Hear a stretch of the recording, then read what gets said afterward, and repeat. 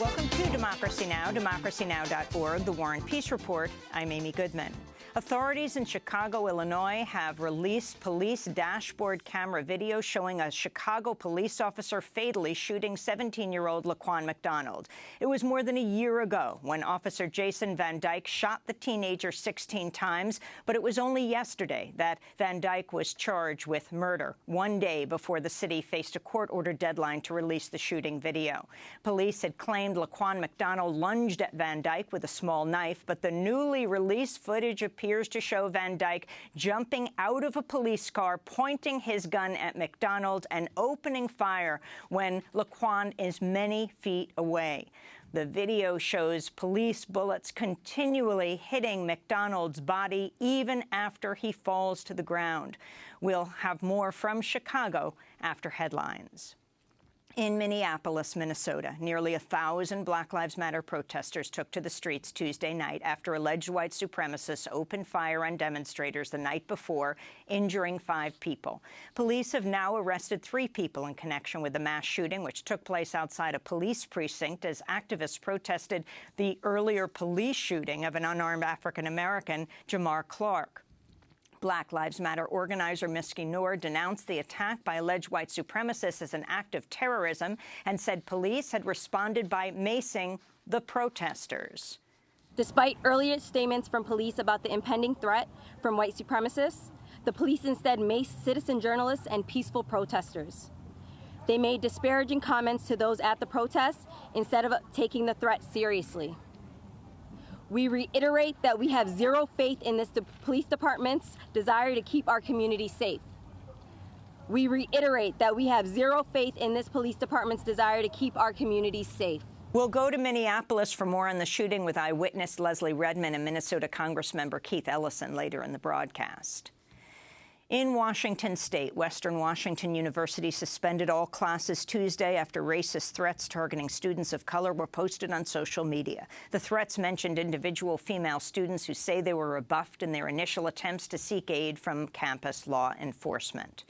Tunisia's declared a 30-day state of emergency after at least 12 people were killed by an explosion on a bus carrying members of the Presidential Guard. The capital, Tunis, is under a 9 p.m. curfew. The attacks come amidst security crackdowns in Belgium and France following the Paris attacks that killed 130 people November 13th. Schools and metro stations reopened today in Brussels after being shut down for 4 days.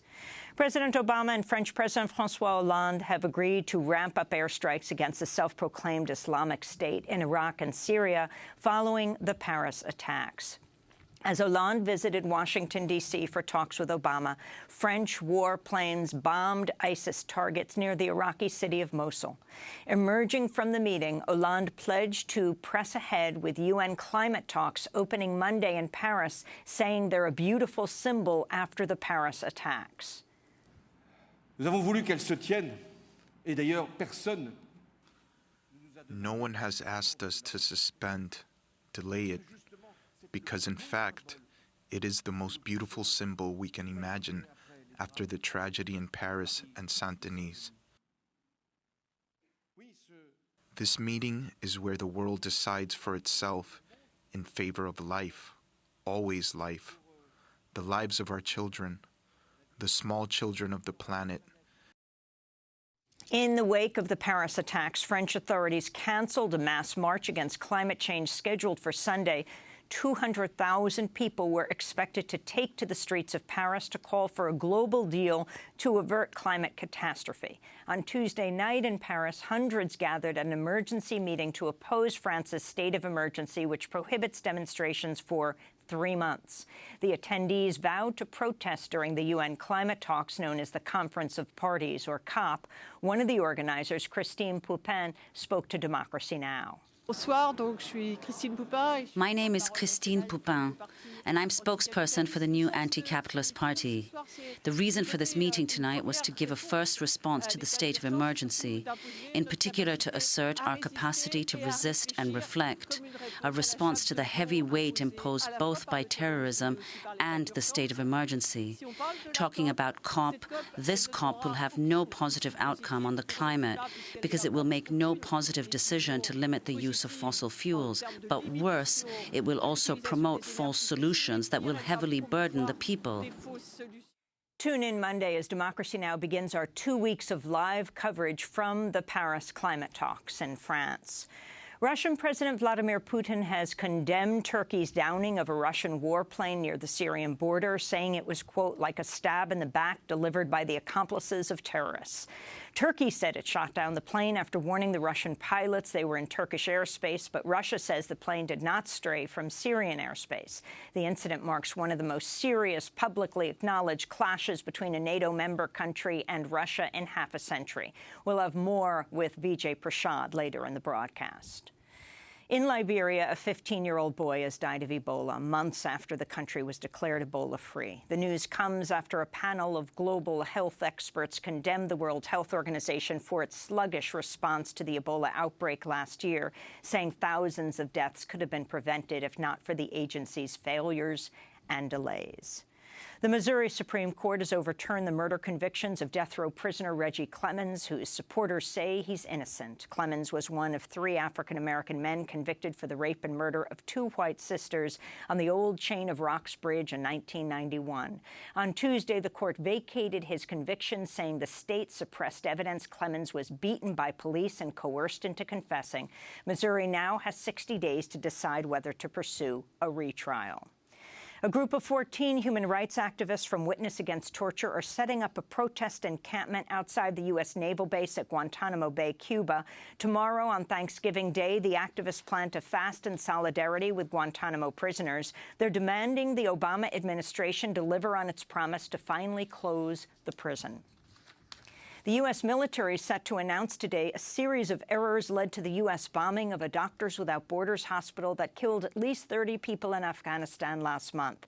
On October 3rd, a U.S. gunship passed 5 times over the hospital, bombing it repeatedly over more than an hour and continuing to bomb despite multiple frantic calls by staff to U.S. officials telling them they were hitting a hospital.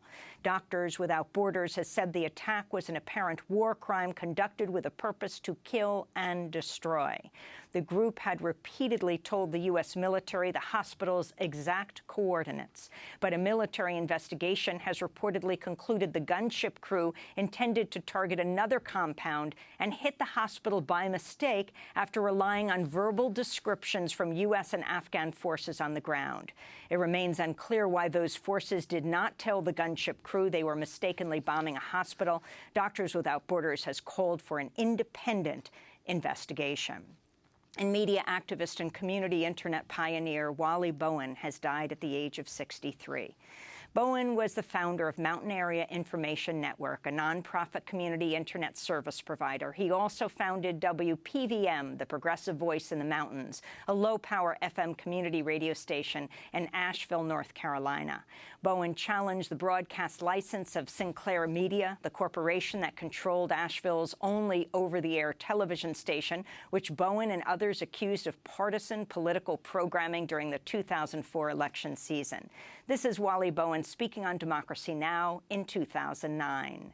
My background's journalism, so I've always, I was wanting to bridge the digital divide, but also create sustaining revenue for journalism. And so that's what we've been moving toward all these years. And 5 years ago, we launched WPVM, a low-power FM radio station, and brought Democracy Now! For the first time to Asheville, public access TV. So we've been concentrating our efforts on creating media infrastructure that is grounded in our community and beholden to our community and not beholden to Wall Street. Wally Bowen died of amyotrophic lateral sclerosis, also known as ALS, or Lou Gehrig's disease, last Tuesday in Asheville, North Carolina. And those are some of the headlines. This is Democracy Now!, democracynow.org, The War and Peace Report. I'm Amy Goodman.